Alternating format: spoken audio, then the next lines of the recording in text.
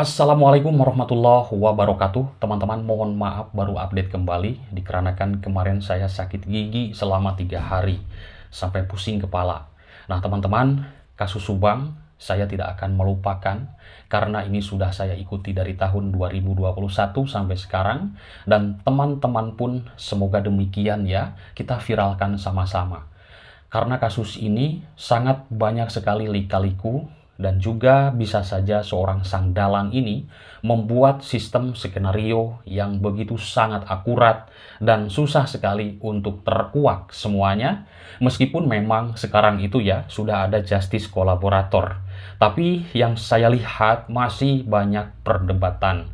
Jadi berarti dalam artian kasus ini belum tuntas 100%. Teman-teman, kemarin banyak statement yang disampaikan oleh penasihat hukum Pak Yosef Hidayah di publik. Dan tentunya kita semuanya sambil menunggu bagaimana nanti kabar atau keputusan kasasi yang sudah diajukan oleh penasihat hukumnya.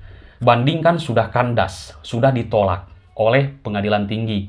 Sekarang kita masyarakat sambil menunggu kasasi.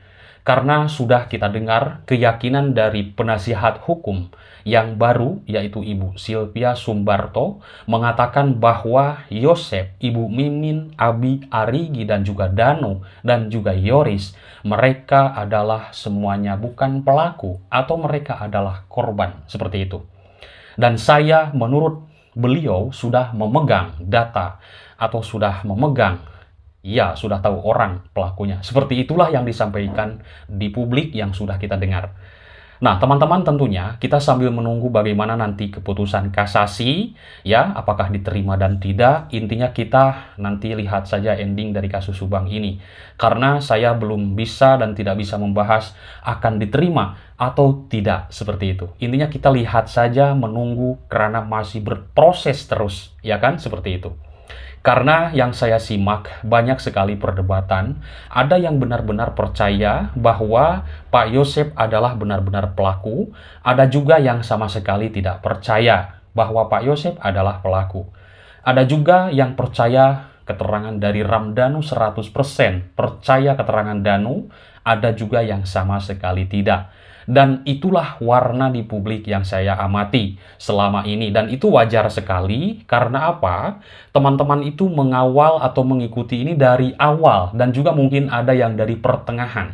Artinya, teman-teman pasti sangat menilai tajam dalam sebuah keterangan yang disampaikan oleh saksi-saksi yang dulu, yang sekarang sudah menjadi tersangka dan sudah menjadi terpidana. Tentunya sudah membaca dari karakter-karakter mereka. Seperti itu ya, kira-kira.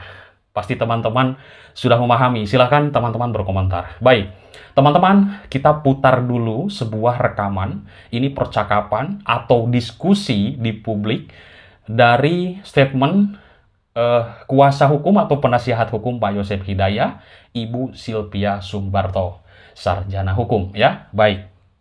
Ditumbalkan bersyarat karena keluguannya dia.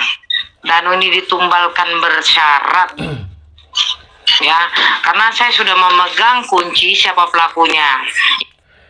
Nah, Danu ini adalah ditumbalkan bersyarat dan saya sudah memegang kunci siapa pelaku yang sebenarnya. Ini pasti masyarakat juga terperangah. Saya sudah yakin itu. Dari keterangan apa, statement dari penasihat hukum Pak Yosef yang baru, Ibu Sylvia Sumbarto, mengatakan bahwa Yoris saya coret dari data pelaku. Pak Yosef, Mimin, Abi, Arigi, dan juga Dano, mereka adalah korban. Nah, teman-teman, ini terperangah dan banyak sekali pertanyaan dari masyarakat. Karena apa? Karena yang saya simak juga, masyarakat ini benar-benar ada yang mengatakan bahwa keterangan Dano ini tidak benar. Ada juga yang mengatakan benar. Itu wajar sekali kalau saya menyimak.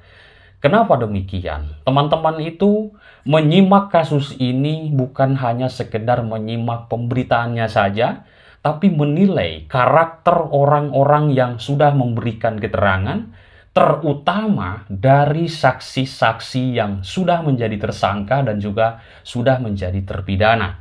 bagaimana Ramdhanu berubah-ubah keterangannya, Pak Yosep pun ada berubah-ubah keterangannya. Kan seperti itu. Bisa jadi Mimin, Abi, dan Arigi pun ada yang tidak sinkron, ya kan? Nah, teman-teman, pantas saja saya menyimak ada sebuah analisis, ini luar biasa, komentar ya, karena kita bareng-bareng dalam mengikuti kasus ini. Seperti ini komentarnya. Pantesan Ramdhanu ini semua keterangannya hampir 80% tidak sinkron dengan apa yang dia katakan, yang dia memberikan keterangan. Ternyata benar, dengan adanya sebuah statement dari penasihat hukum Pak Yosep mengatakan bahwa Danu adalah korban. Nah, atau ditumbalkan. Pantesan dia tidak tahu semuanya, karena dia adalah benar-benar bukan pelakunya. Ada analisis seperti itu sampai disandingkan dengan keterangan Ibu Sylvia, penasihat hukum yang baru dari Pak Yosep. Ini kan menyimak teman-teman ini luar biasa. Baik, kita lanjutkan ya. Ingat teman-teman, pelaku ini ada 3 saya bagi, eksekutor, Ya. yang menyuruh mengeksekusi, dan sutradara. Nah. Ya, Danu ini hanya tumbal bersyarat. Silakan. Danu ini hanya tumbal bersyarat. Baik, kita lanjutkan karena di sini adalah diskusi, banyak sekali pertanyaan dari teman-teman YouTuber juga. Bang Anto, mungkin mau nanggapi juga, Bang Anto. Bang Anto netizen ya. Malam kasih ya. Tanya juga nih. Dalam arti konteks tumbal bersyarat itu artinya Danu masuk dalam rangkaian skenario atau terlepas dari rangkaian skenario itu, Kang Kasil?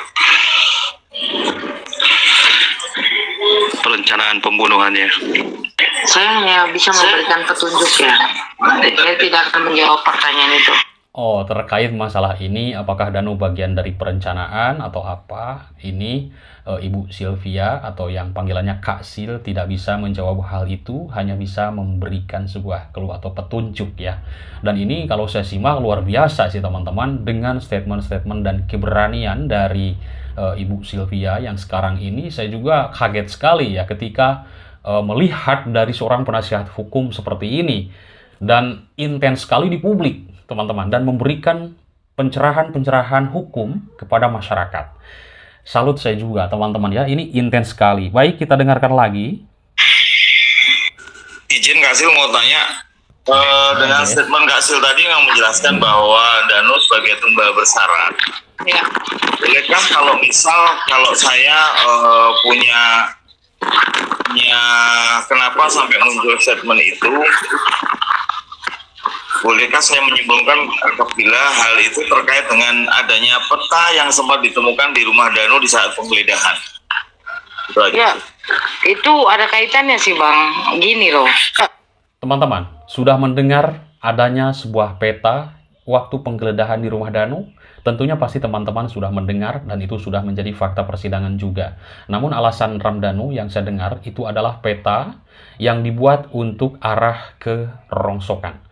Karena si bapaknya ini kan adalah seorang mekanik yang sering sekali membenarkan kulkas ya, yang rusak-rusak, kulkas rongsok-rongsok seperti itu, kipas angin, dan intinya barang-barang elektronik. Itulah yang saya dengar juga infonya teman-teman ya, servis segala macam ya, pompa air seperti itu. Nah, entah bagaimana tentang masalah peta ini, apakah benar rongsok atau peta ini yang dijelaskan oleh Ibu Sylvia ini, kita dengarkan. Itu ada kaitannya sih Bang. Ini ada Gini loh. kaitannya katanya, ya kan? Danu ini disuruh oleh seseorang untuk memberitahu TKP dengan adanya denah TKP. Ya. Dan Danu ini jaga-jaga di TKP. Teman-teman, kita bisa mencerna jika ada sebuah peta yang digambarkan atau Danu ini disuruh seseorang untuk menjaga TKP dan menunjukkan jalan, berarti orang tersebut tidak tahu lokasi area tempat kejadian perkara. Kalau dibuatlah sebuah mapping, itu logikanya. Kalau orang yang sudah memahami tentang seluk-beluk area tempat kejadian perkara dan seluruhnya di Jalan Cagak situ, tidak usah pakai mapping-mapping segala, tinggal berangkat melakukan aksi. Betul nggak? Nah, ini teman-teman, ini masih perdebatan antara statement kuasa hukum dari Pak Yosep dan juga banyak statement-statement publik juga ya. Ini masih perdebatan. Karena apa? Dulu dikatakan bahwa diduga para pelaku ini adalah orang-orang dekat korban atau yang sudah mengenal dengan korbannya. Kalau setelah ada mapping ini, lah, kok kita bisa juga berpikiran, berarti orang ini adalah orang luar, para pelaku ini, yang mengatur ke si Danu ini, ya kan? Nah, seperti itu. Tujuannya tadi awalnya bukan membunuh loh, Oke, ingat teman-teman. betul. Tujuannya adalah meyakinkan korban, tapi karena korban ini dianggapnya keras kepala, yang pada akhirnya terjadinya pembantaian. Ya. Jadi Danu bukan yang terlibat di pembunuhan tersebut, artinya tangannya tidak berdarah. Tapi mau nggak mau dia ditumbalkan bersyarat karena ada di TKP. Begitu Bang. Ya, ya, ya. Apakah bisa saya artikan bahwa terkait dengan peta itu satu hal petunjuk arah bagi eksekutor begitu? Betul, Nah, kan? betul. Ngapain Jadi harus pakai eksekutor peta? ini, orang yang membunuh itu adalah salah satu yang ada di dalam pernyataan ahli forensik DNA asing. Wow. Sampai saat ini DNA asing belum diketahui. Kenapa harus ada peta? Kita cari jawabannya. Apakah orang dekat atau orang luar? Atau suruhan orang dekat, orang luar tersebut? Ikuti terus. Terima kasih teman-teman atas perhatiannya. Mohon maaf atas segala kekurangannya. Ya, semoga kita semuanya selalu sehat intinya. Seperti itu. Assalamualaikum warahmatullahi wabarakatuh. Bye-bye.